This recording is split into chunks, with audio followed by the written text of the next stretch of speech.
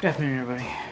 Obviously a busy day here. I do want to take a moment just at the start to recognize the 75th anniversary of the NATO alliance, greatest military alliance in the history of the world. And you all saw the statement from the President earlier today celebrating this historic milestone. Now, for 75 years, the NATO alliance has stood together for freedom and against aggression, provided an unrivaled bulwark of security that has helped protect the American people.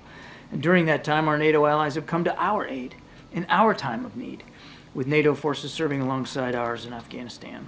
Today, NATO is larger, it's stronger, it's more relevant than ever before, thanks in no small part to the President's leadership. We look forward to building on all that progress in July when we host our 31 NATO allies here in Washington, D.C. for the next NATO summit. Now, as I'm sure you're all aware, the President had a chance to speak with Prime Minister Netanyahu earlier today. On that phone call, the President emphasized that the strikes on humanitarian workers and the overall humanitarian situation in Gaza are unacceptable. He made clear the need for Israel to announce and to implement a series of specific, concrete, and measurable steps to address civilian harm, humanitarian suffering, and the safety of aid workers.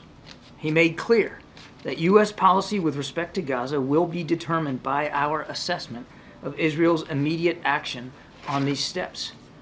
He underscored that an immediate ceasefire is essential to stabilize and improve the humanitarian situation and to protect innocent civilians. And he urged the Prime Minister to empower his negotiators to conclude a deal without delay to bring the hostages home. The two leaders also discussed public Iranian threats against Israel and the Israeli people. President Biden made clear that the United States strongly supports Israel in the face of those threats. That's all I have. Thanks, John. First, off on that last piece there, you said you have said it from this podium several times that the Hamas was the obstacle to getting some sort of ceasefire deal. Calling on the Israelis to empower the negotiators suggests that has changed. Has the U.S. assessment of Israeli willingness to reach a ceasefire deal changed in the last several weeks? No, look, it takes active participation and the negotiation of both sides here, and that's what the President is urging. He's certainly in the call with Netanyahu, urging that the Prime Minister empower his team to the maximum extent possible to see if we can get this deal in place. And then just on the substance of the real news from the President's statement there, saying that he's going to condition future U.S. support for this for the Israeli operations in Gaza on what Israel does. First off, what is at stake? What would be potentially cut off from Israel for use in this war if it doesn't change course? And second, what do you want specifically to see from Israel or to do to protect civilians and humanitarian aid workers? I'm not going to preview any potential policy decisions coming forward. What we want to see are some real changes on the Israeli side. If we don't see changes from their side, there'll have to be changes from our side. But I won't preview what that could look like. Now, they talked about I'm sorry. Is that just the body count, or is there a specific change? Again, in terms of concrete steps, what we are looking to see and hope to see here in coming hours and days is a dramatic increase in humanitarian assistance getting in, additional crossings opened up, and a reduction in the violence against civilians and certainly aid workers. We want to see that even as the Israelis work through their investigation, that they are willing and able to take practical, immediate steps to protect aid workers on the ground and to demonstrate that they have that civilian harm mitigation in place. So again, those are broad brushes. I'll let the Israelis speak to what they will or won't do here. But again, in coming hours and days, we will be looking for concrete, tangible steps that they're taking. Thanks, John. Just to go back to that point, in your readout, when you say the President made clear that U.S. policy with respect to Gaza will be determined by our assessment of Israel's immediate action, could you decode that for us? What exactly is the warning that's being issued here? I think it's very clear in the language itself, Nancy. We're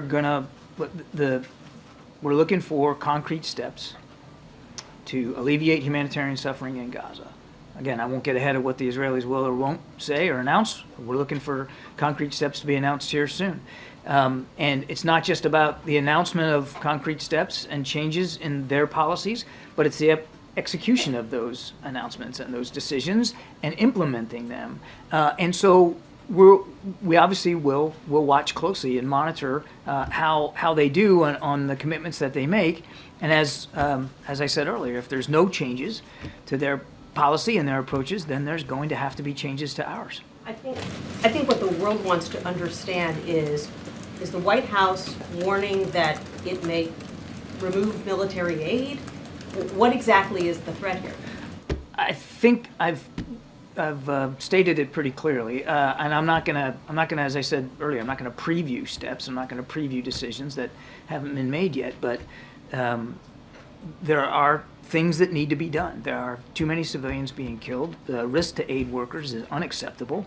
Now we have certain aid organizations that are reconsidering whether they're even going to be able to continue operations in Gaza while famine looms. So there has to be tangible steps. Let's see what they announce. Let's see what they direct. Let's see what they do. But I'm not going to get ahead of that. I'm going to try this one more time because the president. I reckon you would. That's what we do. The president seems to have said to the prime minister today, make these concrete changes or else. It's the or else that I want to make clear here. Is the president threatening to withhold aid to Israel if they do not make these changes? The president made it clear that our policies with respect to Gaza will be dependent upon our assessment of how well the Israelis make changes and implement changes to make the situation in Gaza better for the Palestinian people. And how much time are you giving them to make these changes, to implement these concrete Again, steps? we would hope to see some announcements of changes here in coming hours and days, and I'll leave it at that. That's short. Hours and days. John, why today? Why today? What? Why today for the phone call? Why? Why this apparent shift in policy today?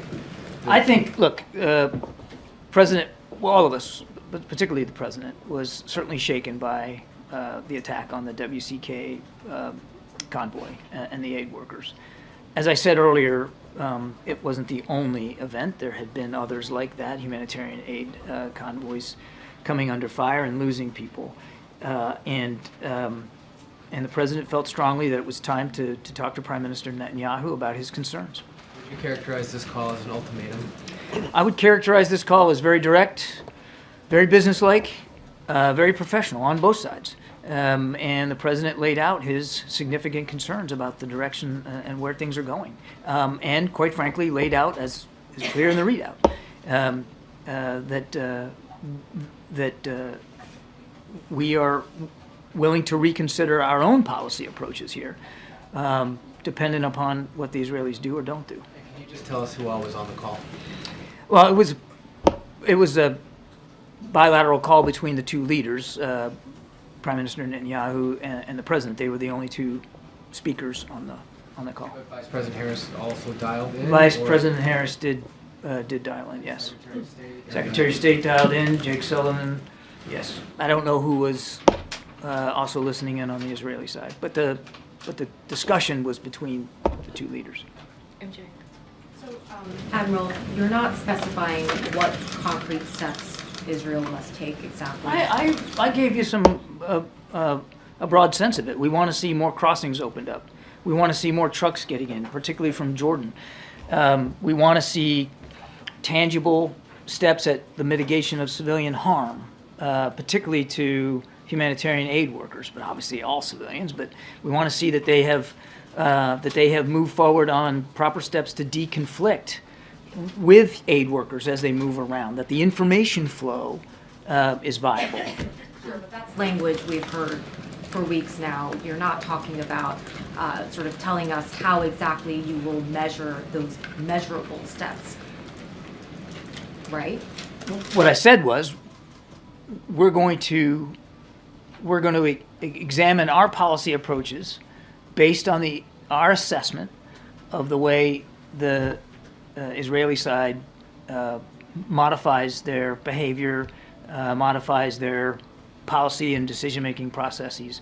And so, first of all, let's see what they say they're going to do, and then let's watch and see how they execute to what they say. And I don't want to get ahead of them on what they plan to say about the changes they're going to make, but we'll base our policy decisions based on an assessment of how they execute to their policy decisions.